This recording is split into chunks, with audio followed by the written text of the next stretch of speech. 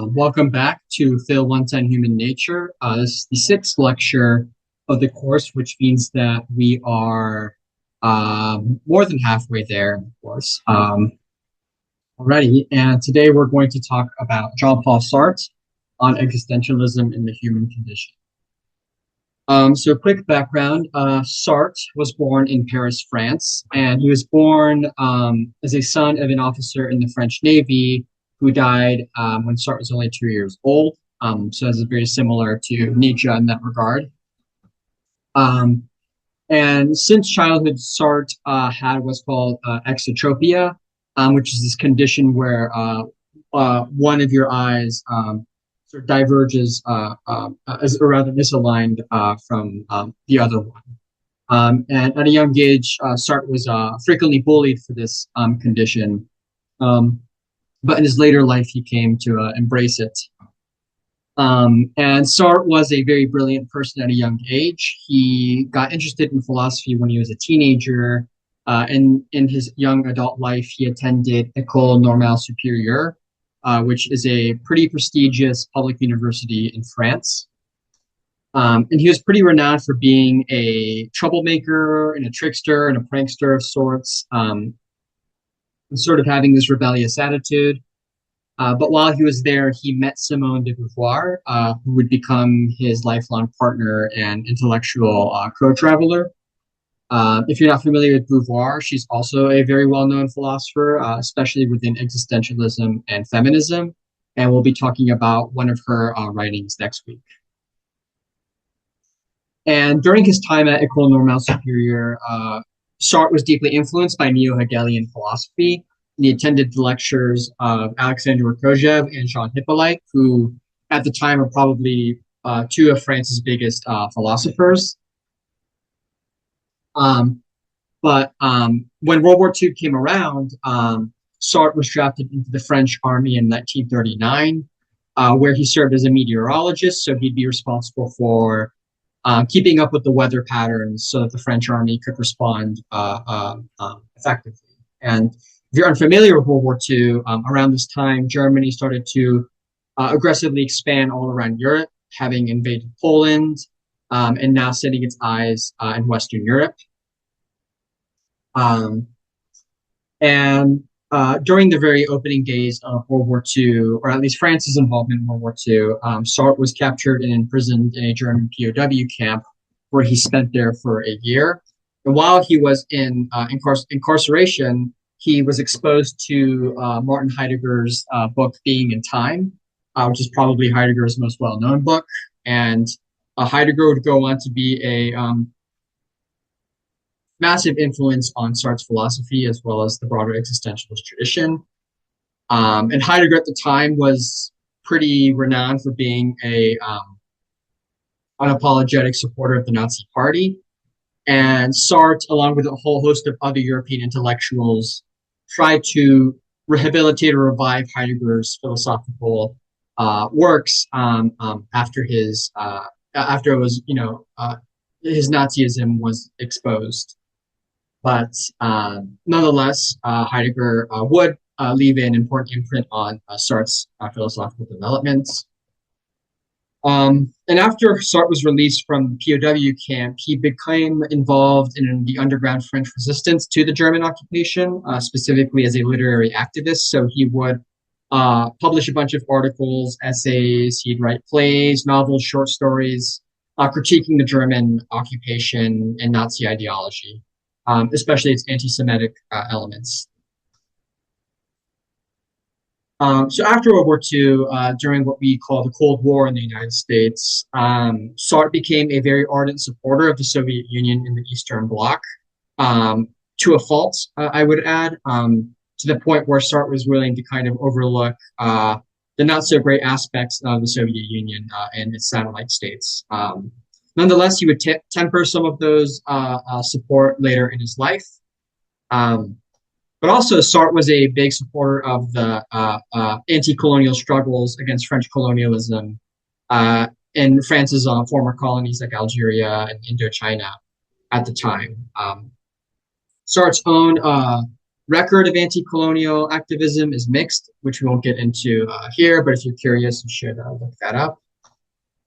And some notable works of his includes Nausea, Being and Nothingness, which is probably his most well-known book, Existentialism and Humanism, which is what we read today, and Critique of Dialectical Reason. Okay. So what is existentialism? I'm sure most, if not all of you, have heard of this term before, but existentialism was a philosophical movement inspired by the writings of Soren Kierkegaard, Friedrich Nietzsche, and Fyodor Dostoevsky. We talked about who Nietzsche was last time, but Kierkegaard was a Christian philosopher who is often regarded as the father of existentialism, even though he didn't identify himself as such. And Dostoevsky is probably the most well-known Russian novelist whose books include things like The Idiot or The Brothers Karamazov, etc. But what we would now call existentialism was consciously developed within the French intellectual scene through the writings of Sartre, Beauvoir, Gabriel Marcel, Albert Camus, Karl Jaspers, and Frantz Fanon. And the degree to which these people identify with existentialism differs, but nonetheless, they're all considered to be at least adjacent to the tradition.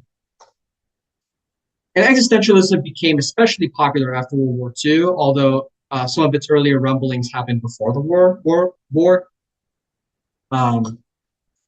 And it's good to note that many existentialist figures were themselves involved in the war, often acting within the French resistance to Nazi occupation. So, in the United States, we tend to have this stereotypical image of, French intellectuals of this vein being very, very maybe privileged or, always spending their time in cafes, writing and talking about philosophy, and not really, connected to day-to-day struggles of ordinary people. But this is certainly not true in the case of many of these existentialist figures who, experienced a lot and saw a lot of things during the course of the war, and many of whom themselves had to sacrifice a lot in the struggle against the German occupation, Sartre included.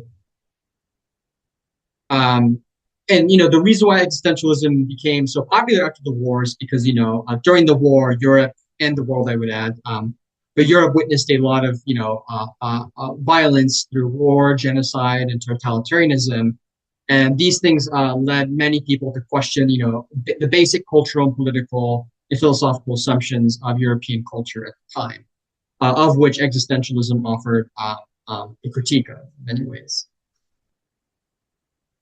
Philosophically, though, existentialism was also a reaction to the hyper-rationalistic or hyper-systematic philosophies that were very predominant in the 19th and early 20th centuries. Existentialists thought that a lot of these philosophical discussions became so abstract and idealized that they became disconnected from day-to-day concrete human experience. So existentialism sought to, in many ways, go back to the kind of philosophy that Socrates practiced, and it should be a life of contemplation, in a life that is directly connected to our experience in the world, and not above it. But for the existentialists, existence was fundamentally indeterminate, absurd, and devoid of inherent meaning. So you can see Nietzsche's influence here within the existentialist thinkers, because for them, existence isn't this straightforward way that we can hash out merely by just sort of thinking philosophically, or merely by just adjudicating a priori moral principles. In many ways, we have to confront existence head on. And in many ways, the guiding questions that existentialists, including Sartre, want to ask is, how can we live an authentic life despite the absurdity and meaninglessness of existence? So in this way, they're kind of picking back up what Nietzsche started about recreating the self, or recreating the values that we live by. And as far as Marxism, which is what we talked about earlier this week, existentialism has had an ambivalent relationship to Marxism. Some existentialists, most notably Sartre, Beauvoir, Fanon, embraced many aspects of Marxism, even identifying themselves as Marxists, while they also rejected maybe some of its more deterministic elements. But there are other existentialists, especially Camus and Marcel, who rejected Marxism and saw it as or saw its determinism and materialism as an impediment to this quest for individual authenticity, because they thought Marxism was so wrapped up in questions of class and society and material modes of production that they kind of miss out on the subjective experience of what it means to be human in this authentic mode of living.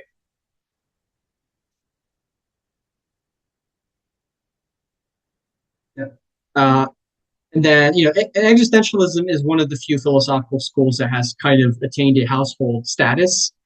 There are a lot of existentialist concepts that now are just part of kind of everyone's day-to-day vocabulary.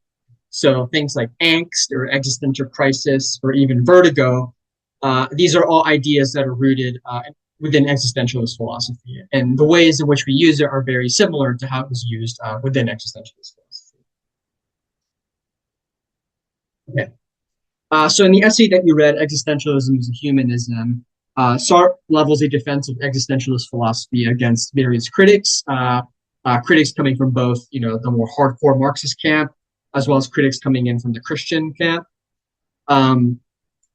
Specifically, Sartre wants to defend existentialism against the charge that it promotes despair or sort of an anything goes morality, right? That if life is inherently devoid of meaning, and that existence is absurd in some senses, then what that means is that anything is up for grabs, and this is a bad thing, of course. And this essay is based on a lecture that he gave to a literary club in Paris a year before. And instead of this characterization or mischaracterization of existentialism, Sartre wants to propose that existentialism is actually philosophy that confronts and affirms the radical freedom that defines what it means to be human, or the radical freedom that is indicative of the human condition. And the crux of Sartre's argument here is that, at the end of the day, we're ultimately responsible for our own choices that we make in life, choices, including choices for ourselves and choices that affect other people. And early on in the essay, he makes a distinction between Christian existentialism and atheistic existentialism. Christian existentialism, originally developed in many ways by Kierkegaard, and then later taken up by Marcel and Karl Jaspers. Christian existentialism, they understand existentialist philosophy to be this endeavor to understand God through subjective experiences of free will, through sin, through faith, through abandonment, rather than understanding God through these more formal mechanisms like reason or doctrine or tradition. So they want to practice their Christianity in more of this sort of subjectively enriching way. On the other hand, though, the atheistic existentialists kind of push the existentialist philosophy to its radical conclusions by rejecting the idea that there is a God that we can have ultimate recourse to, or that we can, in some senses, understand in the subjective sense, or even the subjective sense. Instead, arguing that humans are these radically free beings without any recourse to a priori things like God or the categorical imperative or objective moral systems. And atheistic whereas Christian existentialism is based on the writings of Kierkegaard. In many ways, atheistic existentialism is based on the writings of Nietzsche, who again we talked about last time. And if there's any dictum that you want to attach to existentialism, it'll be this, that existence precedes essence. So what does this mean? Well, Sartre wants to say that, when we try to define human nature, when we try to define the human condition, we shouldn't do so by finding some prior essence or set of essential things about us that define who we are. So, Christians will say, humans are fundamentally defined by sin, or fundamentally defined by the fact that they have a unitary soul that is immortal. Or if you're even like a Marxist, well, humans are fundamentally defined by their labor and how they use their labor to enter into social relations with others, right? Instead, Sartre and the existentialism want to kind of wipe the slate clean with that and say, well, humans just exist. Humans just are there. And the ways in which humans decide to define themselves is something that happens in experience. It's something that happens in existence, right? And what that means is that, the ways in which we shape our subjective lives and the ways in which we create purpose for ourselves ultimately hinges on us and how we choose to live the short life that we have here on this earth. So here's this quote that summarizes this view from Sartre, quote, "We mean that man first of all exists, encounters himself, surges up in the world, and defines himself afterwards. If man, as the existentialist sees him, is not definable, it is because to begin with, he is nothing. He will not he will not be anything until later, and then he will be what he makes of himself. Thus, there is no human nature because there is no God to have a conception of it. Man simply is. Man is nothing else but that which he makes of himself. That is the first principle of existentialism."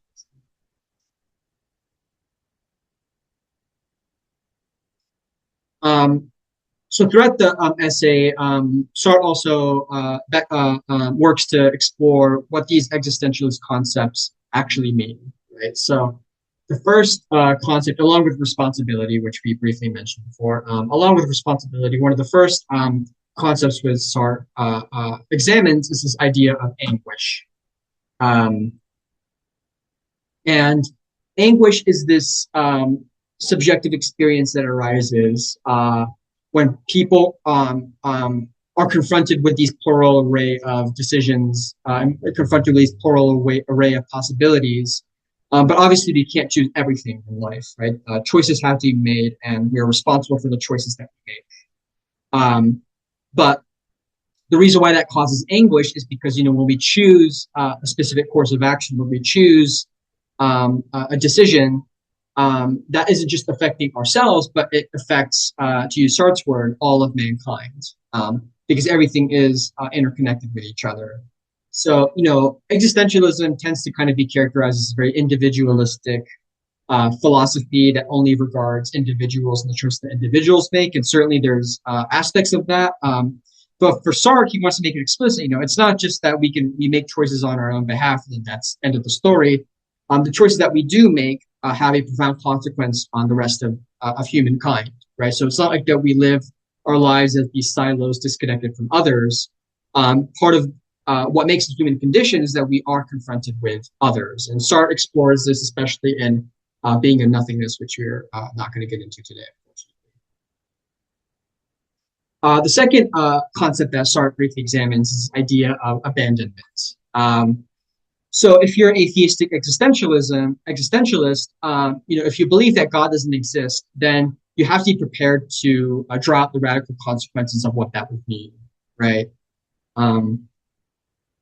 So we can't justify our actions or justify our decisions by referring to a God or by referring to a notion of final purpose or a notion of human nature.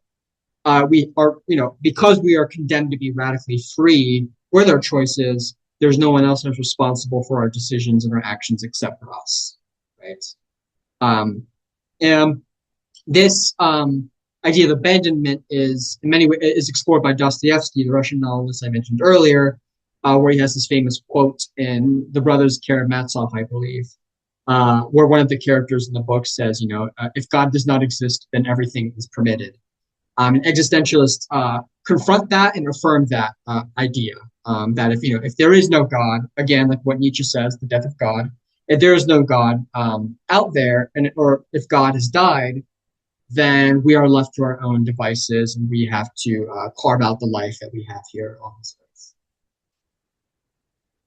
And then Sartre discusses despair. And what defines despair for Sartre is that when we choose or when we make decisions or when we act, we always do it within a certain realm of possibility. So it's not like we can just choose to do anything we want. I can't just choose to become a millionaire overnight. I can't just choose to, build myself a mansion within 24 hours, right? There are all these things that we just, physically or maybe even socially can't do. We're constricted within our own our realm of possibility. And likewise, what that means is also everything that we do choose or everything that we do act with is fundamentally uncertain and is governed by probability. There is no such thing as absolute final certainty in life. We always operate from this sense of uncertainty that hangs over us no matter what course of action we choose to pursue. And that causes despair.